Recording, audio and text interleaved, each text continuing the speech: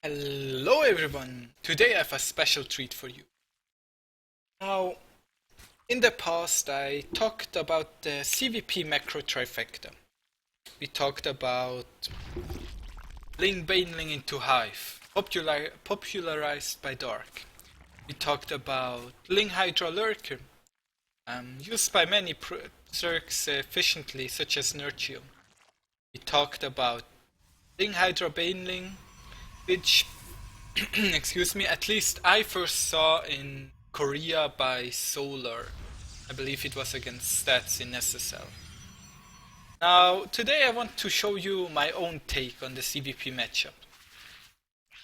Swarmhosts.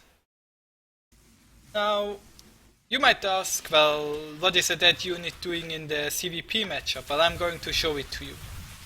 The strategy I use is 330.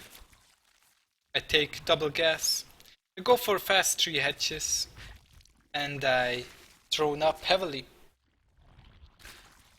I then get my usual spores around the 4-minute mark in case he goes for an in case he goes for sky toss, some Stargate action.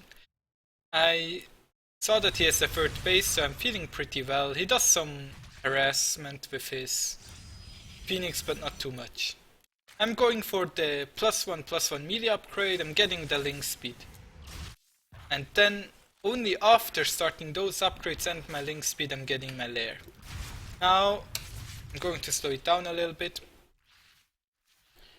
This might look a little bit like the Ling style, if you saw that video where I go Ling Baneling.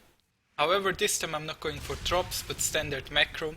Of course, I could transition into a standard Ling Baneling build from this point. However, instead, I'm getting the usual hive that you see with the Ling Baneling. I'm getting the usual spire that you see when somebody goes for Ling Baneling. I produced some queens to deal with his banshees that Ling Baneling players do as well, so there are a lot of similarities between these builds. However, I'm getting the burrow upgrade and I'm getting a lot of Swarmhosts. Now, I'm also getting the Baneling nest that you would do with Ling Baneling, because I was a little bit scared of an attack by him, but not too much, so I only get the Baneling nest for safety measures. Now I'm using these swarm hosts to harass him. They make quick work out of his Archon and also do a lot of damage to the Nexus. Use 2 photon overcharges to stay alive right there. I then walk around with my Swarmhosts a little bit. I'm using Corruptors to deal with his Phoenix and to eventually morph them to Broodlords. You see some Zealot harassment by him, but of course Corruptors are at the ready to deal with the War Prism. Right now they're dealing with the Phoenix, and right here we see I'd say it's a pretty small attack force. Not quite sure why he has so little units. The weird thing is that this protoss is, I believe, top 16 GM in NA, and he attacked me with this little force. He could warp in some more Archons and Zealots, but maybe he thought it was time to attack me right now. But here come the Swarmhosts, or shall I say the Locusts. Loco. So the Locusts prepared to go in. Yes, his mothership core ready to recall. My Corruptors are out of place. Were out of place to deal with his Phoenix. And so he recalls. Then there'll be some more harassment over there, some nice storms, lost some Templars, sloppy mistake. Well, I mean, I don't know. On Europe this wouldn't happen from a top 16 GM player. But people make mistakes. Supply wise we are somewhat even. I have some more workers. I have the 18 workers that you usually want in the ZvP matchup if you go for a Ling heavy style. Of course mostly because of the minerals, but the gas is also quite nice. I like these swarm hosts. It's a small troop of swarm hosts while I'm getting my ultralisks out. That's another what the fuck. Why would he get ultralisks out? Well, I like the unit.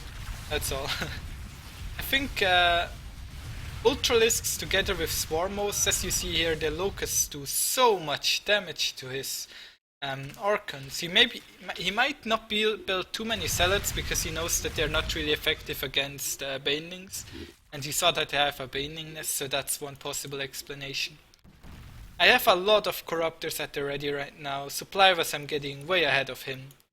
That's kind of normal for my style of play though, for the ling heavy style with a lot of drones, as he has a more supply efficient army than I have.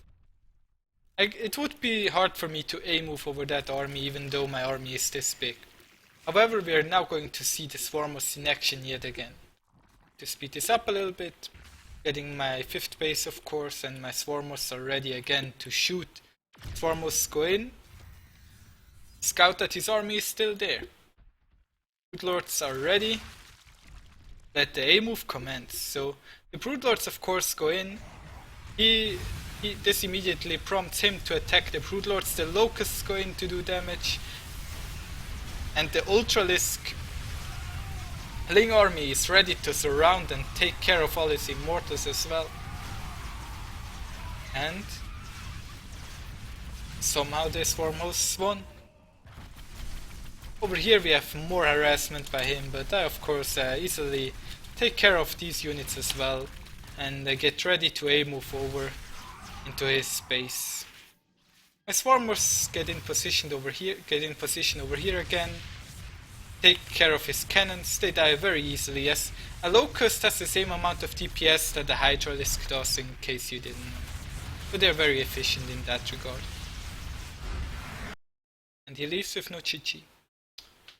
I'm going to quickly recap what my strategy was. I went for cool hatch, built 6 circlings to quickly take care of these rocks. Had a queen at every base. At 330 I got double gas. First 250 gas went into melee and carapace upgrade. I then got lingspeed, went for a lair, infestation pit, a fast hive, built a baneling nest for safety measures.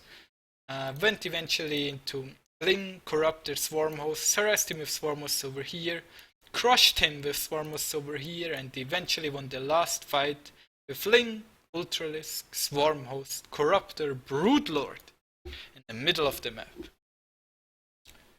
Hope you guys liked what you saw, enjoyed my video. I'll see you guys next time and feel free to subscribe. I'm out, bye!